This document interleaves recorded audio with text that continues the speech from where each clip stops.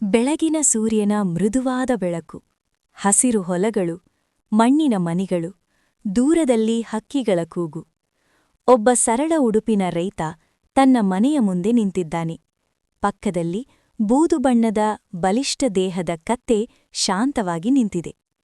ರೈತ ಹೊಲದಲ್ಲಿ ಕೆಲಸ ಮಾಡುತ್ತಿದ್ದಾನೆ. ಕತ್ತೆ ತನ್ನ ಬೆನ್ನ ಮೇಲೆ ಧಾನ್ಯಗಳ ಚೀಲಗಳನ್ನು ಹೊತ್ತು ನಿಧಾನವಾಗಿ ನಡೆಯುತ್ತಿದೆ. ಮಣ್ಣಿನ ಮೇಲೆ ಅದರ ಕಾಲುಗುರುತುಗಳು ಸ್ಪಷ್ಟವಾಗಿ ಕಾಣಿಸುತ್ತವೆ. ರೈತ ಕತ್ತೆಯ ಮೇಲೆ ವಿಶ್ವಾಸದಿಂದ ನೋಡುವುದು ಸ್ಪಷ್ಟ. ಬಿಸಿಲಿನ ಮಧ್ಯಾಹ್ನ, ಕಚ್ಚಾ ರಸ್ತೆ, ಸುತ್ತಲೂ ಒಣಮರಗಳು. ರೈತ ಮುಂದೆ ನಡೆಯುತ್ತಾನೆ. ಕತ್ತೆ ಹಿಂದೆ, ಭಾರವಾದ ಚೀಲಗಳೊಂದಿಗೆ ಬರುತ್ತಿದೆ. ಬಿಸಿಲಿನ ತಾಪದಿಂದ ಗಾಳಿ ಕೂಡ ಬಿಸಿ. ಕತ್ತೆಯ ಉಸಿರು ವೇಗವಾಗುತ್ತದೆ. ಅದು ನಿಧಾನವಾಗಿ ನಿಂತು ನಂತರ ರಸ್ತೆಯ ಮೇಲೆ ಕುಳಿತುಕೊಳ್ಳುತ್ತದೆ. ಧೂಳು ಗಾಳಿಯಲ್ಲಿ ಹಾರುತ್ತದೆ. ಕತ್ತೆಯ ಕಣ್ಣುಗಳಲ್ಲಿ ದಣಿವು ಸ್ಪಷ್ಟವಾಗಿ ಕಾಣುತ್ತದೆ.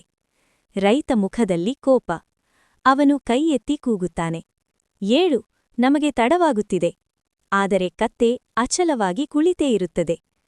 ಆಗ ರೈತನು ತನ್ನ ಕತ್ತೆ ಅನೇಕ ವರ್ಷಗಳಿಂದ ಎಷ್ಟು ನಿಷ್ಠೆಯಿಂದ ಕೆಲಸ ಮಾಡುತ್ತಿದ್ದುದನ್ನು ನೆನಪಿಸಿಕೊಂಡನು. ಅವನಿಗೆ ಪಶ್ಚಾತ್ತಾಪವಾಯಿತು. ಮೃದುವಾಗಿ ಮಾತನಾಡುತ್ತಾ, ನನ್ನ ಸ್ನೇಹಿತನೇ, ನೀನು ದಣಿದಿದ್ದೀಯಾ ಎಂದು ನನಗೆ ಗೊತ್ತು. ಸ್ವಲ್ಪ ವಿಶ್ರಾಂತಿ ತೆಗೆದುಕೊಳ್ಳೋಣ ಎಂದನು. ಅವನು ಕತ್ತೆಗೆ ನೀರು ಕೊಟ್ಟು ಮರದ ನೆರಳಿನಲ್ಲಿ ವಿಶ್ರಾಂತಿ ನೀಡಿದನು. ಸ್ವಲ್ಪ ಸಮಯದ ನಂತರ ಕತ್ತೆ ಸಂತೋಷದಿಂದ ಎದ್ದು ಮಾರುಕಟ್ಟೆಯ ಕಡೆಗೆ ಮತ್ತೆ ನಡೆಯಿತು. ಸೂರ್ಯಾಸ್ತ. ಆಕಾಶದಲ್ಲಿ ಕಿತ್ತಳೆ ಬಣ್ಣ. ದೂರದಲ್ಲಿ ರೈತ ಮತ್ತು ಕತ್ತೆಯ ನೆರಳುಗಳು ರಸ್ತೆಯ ಮೇಲೆ ಉದ್ದವಾಗಿ ಬೀಳುತ್ತವೆ. ಶಾಂತ ಸಂಗೀತದ ಭಾವ. ಆ ದಿನ ರೈತನು ಒಂದು ಮಹತ್ವದ ಪಾಠ ಕಲಿತನು. ಕೋಪಕ್ಕಿಂತ ದಯೆ ಮತ್ತು ಸಹನೆ ಉತ್ತಮ ಫಲ ನೀಡುತ್ತದೆ. ಆ ದಿನದಿಂದ ರೈತನು ತನ್ನ ಕತ್ತೆಯನ್ನು ಪ್ರೀತಿ ಮತ್ತು ಕಾಳಜಿಯಿಂದ ನೋಡಿಕೊಂಡನು. ಕತ್ತೆಯು ಸಂತೋಷದಿಂದ ಕೆಲಸ ಮಾಡಿತು.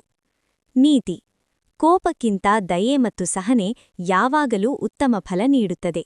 ದಯೆಯಿಂದ ಕೆಲಸವು ಸುಲಭವಾಗುತ್ತದೆ.